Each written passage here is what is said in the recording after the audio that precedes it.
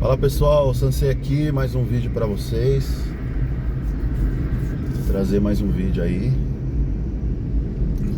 Estou no caminho para o serviço.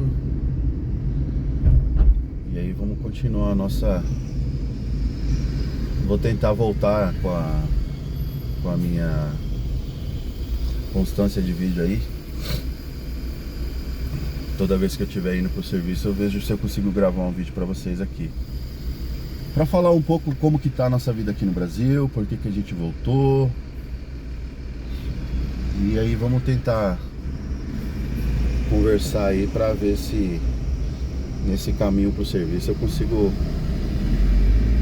contar pra vocês aí como que foi e como está sendo a nossa volta aqui pro Brasil. Tô aqui no trânsito aqui, ó. São Paulo, capital, sempre é trânsito. Sempre é complicado. Mas vamos lá. No começo de janeiro a gente voltou pro Brasil. Dia 21 de janeiro a gente voltou pro Brasil.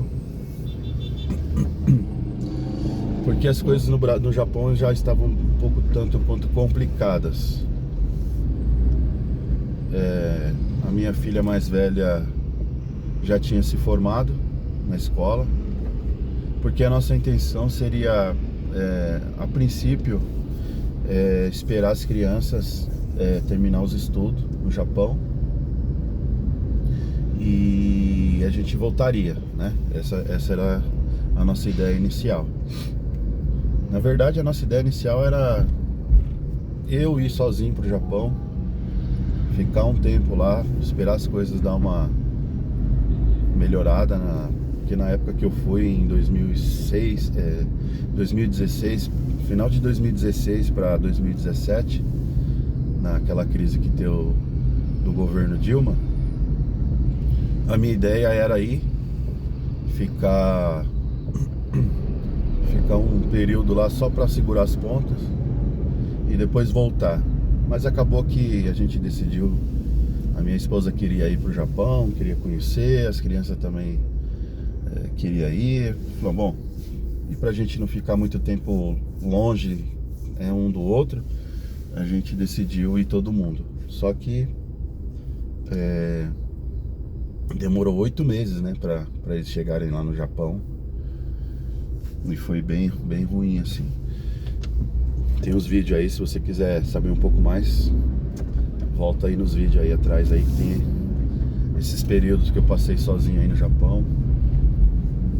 Foi bem difícil. Aí a gente mudou esse plano. E aí acabou que todo mundo acabou indo pro Japão. Aí a gente falou, bom, a gente vai pro Japão, mas quando as crianças terminar os estudos, a gente volta pro Brasil. Eu acabei voltando pro Brasil 2 vezes nesse período de 7 anos que eu fiquei aqui, que eu fiquei no Japão. Eu acabei voltando 2 vezes. A primeira vez, eu não lembro o ano direito, mas foi 2021, se eu não me engano. Eu não lembro direito, pessoal. Eu sou muito ruim de data. Por conta de que eu estava trabalhando no caminhão e eu trabalhava só à noite. O período do caminhão foi um período... Eu trabalhei 1 ano e meio no caminhão e eu só via minha família de final de semana. Na semana eu não via as crianças. Quando eu chegava, o pessoal já tava, ou já tinha ido para a escola, ou minha esposa já tinha saído para trabalhar. Então eu passava muito tempo sozinho. Eu entrava às 5 horas da tarde e nesse período não tinha ninguém em casa. Então eu saía de casa e chegava em casa e não tinha ninguém.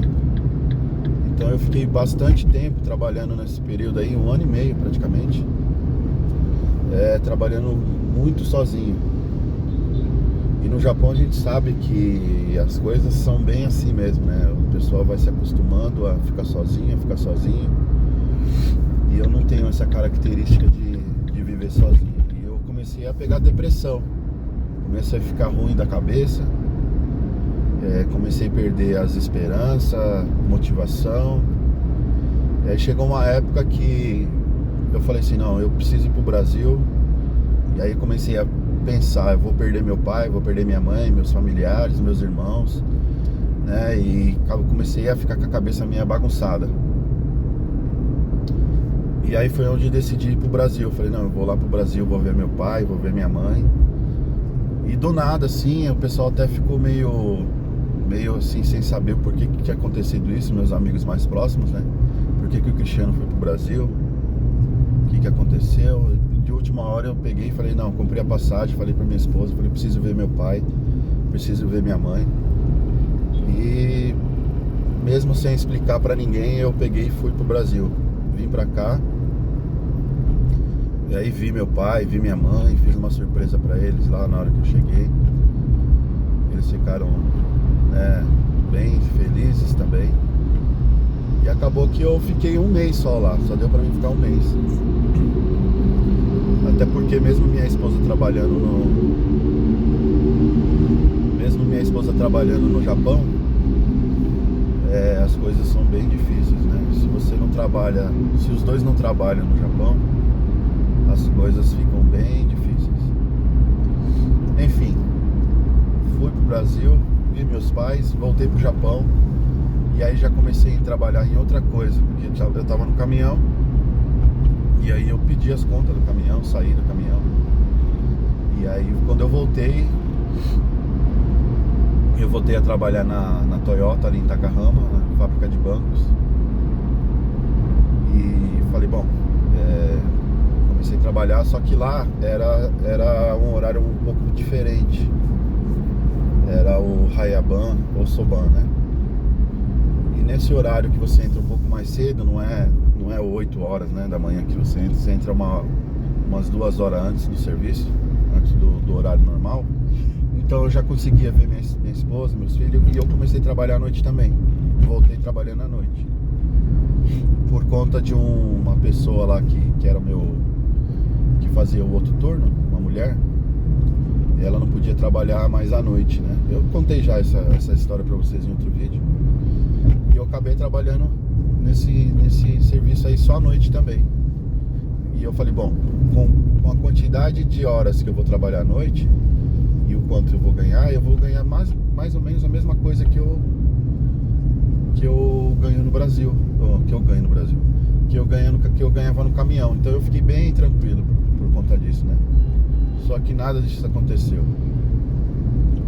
Por conta que a Toyota começou a parar, teve pandemia, teve terremoto, teve tanta coisa que a Toyota, todo mês a Toyota parava. E eu não conseguia trabalhar um mês inteiro. E aí a gente sabe que no Japão, trabalhou, ganhou. Então se você não trabalhou, você não tem o que receber. É assim que funciona. E isso começou a acarretar que as contas começaram a despesa começou a ficar apertada. Aí logo depois disso a minha esposa ficou doente também. Começou a ficar em casa.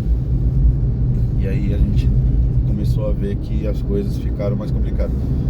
Um fator que pesou bastante foi a questão das crianças, né? As crianças, quando a gente chegou no Japão, elas chegaram no Japão, elas estudavam na escola japonesa. Então a gente não tinha despesa com as crianças na escola japonesa, porque você não paga, né? Só que quando as crianças não se adaptaram, eu preciso fazer um vídeo sobre isso, já estou devendo um vídeo para vocês já faz tempo, do porquê que as crianças não se adaptaram. A gente teve que colocar eles na escola brasileira. E também, como a gente iria voltar para o Brasil, não fazia sentido a gente deixar essas crianças na escola japonesa, né? Então a gente acabou que colocaram eles. Primeiro eu coloquei a Rafaela na escola japonesa, na escola brasileira. E logo em seguida o Gabriel também fez a mesma coisa, quis ir para a escola brasileira. E aí a gente acabou colocando os dois na escola brasileira. E a escola brasileira no Japão é caro. tem material que é do Brasil, tem uniforme, tem uma série de coisas que acaba comendo aí praticamente 120 mil ienes por mês, no mínimo. No mínimo 120 mil por mês. Então isso foi uma coisa que nos tirou a renda, né?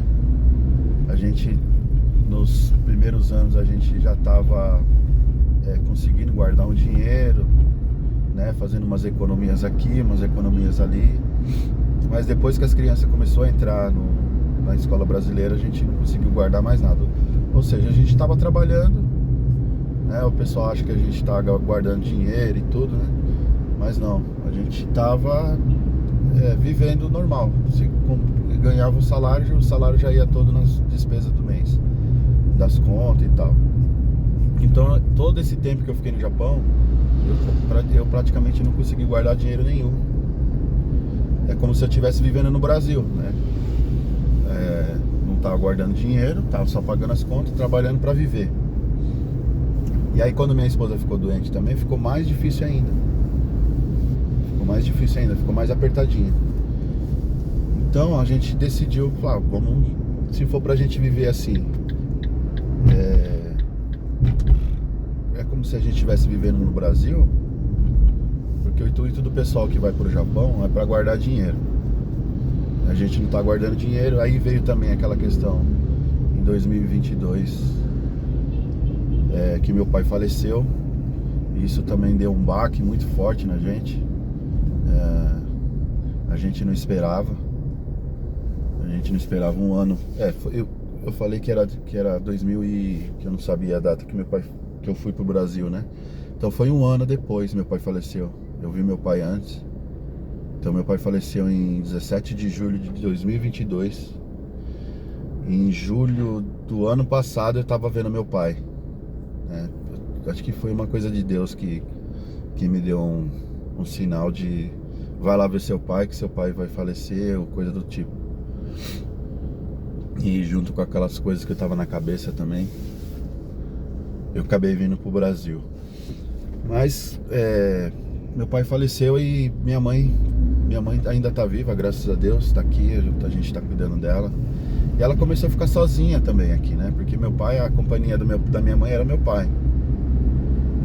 Meus irmãos, um mora em Curitiba e o outro mora próximo aqui, mas ele tem a vida dele, né? Teve os problemas dele também. E acabou que minha mãe começou a ficar sozinha, muito tempo sozinha, né? Eu falei, bom, a gente não pode deixar as coisas acontecer desse jeito. Ela não queria ir morar pra Curitiba, com meu irmão mais novo. E meu irmão mais velho também, ela não queria, então, porque ela tem a casa dela, tudo, né? O pessoal velhinho assim já sabe como que é, são teimosos, né? Então a gente decidiu, junto com todas essas coisas, essas dificuldades aí financeiras e a minha mãe aqui no Brasil, a gente decidiu voltar pro Brasil por conta disso. E estamos aqui hoje. E aí o vídeo já está se alongando bastante, eu vou deixar pro próximo vídeo para que a gente continue como que tá sendo aqui, como foi a adaptação das crianças, porque para eles foram 6 anos, né? Direto, sem voltar. Para mim foi 7 anos. Então eu vou deixar para contar o restante dessas nossas histórias aí mais para frente. Já tô chegando também aqui no serviço. Trabalho aqui na região do Ipiranga. E o trânsito aqui, vocês veem que é bem complicado. Que é a região do Sacomã, não sei se vocês conhecem. Chegando aqui na região do Sacomã. Tá bom, pessoal? Espero que vocês tenham gostado. Deixa um like aí, nos ajuda a voltar. Ó, o cara com patins aí andando no meio da rua. Deixa o like, deixa o comentário aí, deixa aí a sua opinião do que vocês acham, como que tá o Japão. Vamos interagir aí, vamos conversar. Eu sempre leio todos os comentários aí e respondo pra vocês. Eu deixei um pouco largado aí por conta dessa transição aí que a gente passou, mas agora a gente tá tentando voltar aí, tá bom? Sansei fica por aqui. Um grande abraço, nem vou editar esse vídeo, vai sim mesmo. Grande abraço, pessoal. Fui!